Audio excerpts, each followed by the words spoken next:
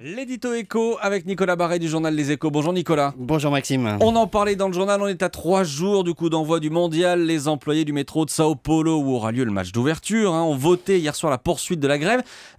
Une grève qui témoigne d'un climat social très tendu avant la Coupe du Monde. Oui, vous savez, la présidente du Brésil, Dilma Rousseff, aurait aimé que tout le monde fasse bonito, comme on dit, pour donner une bonne image du pays. Quand le Brésil avait été choisi pour organiser la Coupe du Monde, on y avait vu une consécration pour ce pays émergent de 200 millions d'habitants. Aujourd'hui, hélas, la Coupe du Monde ressemble plutôt à une vitrine des défauts du pays. Improvisation, retard, manque d'infrastructures, corruption, inégalité. Et c'est un peu tout ça qui ressort en ce moment. Les Brésiliens adorent le foot, mais ils sont désabusés vis-à-vis de leurs dirigeants. C'est exactement ça, bien sûr. Ce sera la fête, surtout si le Brésil gagne ses matchs. Mais la population exprime son ras-le-bol. Ce qu'elle réclame, ce sont par exemple des écoles et des hôpitaux aux normes de la FIFA. C'est la grande expression. Or, on n'en voit pas la couleur et ça nourrit un désenchantement alimenté en plus par une situation économique dégradée. Retenez ça, il y a 4 ans, en 2010, c'était à l'époque de la précédente Coupe du Monde en Afrique du Sud, le Brésil avait une croissance de 7,5%.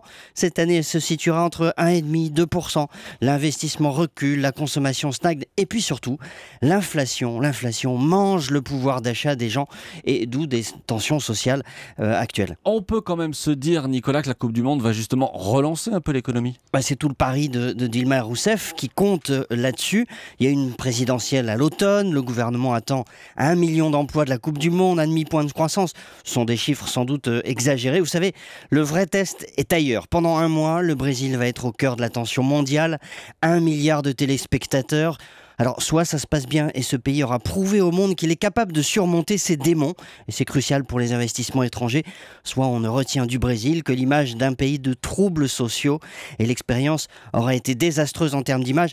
Je pense que le Brésil quand même est capable de tourner la Coupe du Monde à son avantage. Nous verrons, ça va être passionnant. Verdict dans un mois. Et on suivra ça effectivement. Merci Nicolas Barret.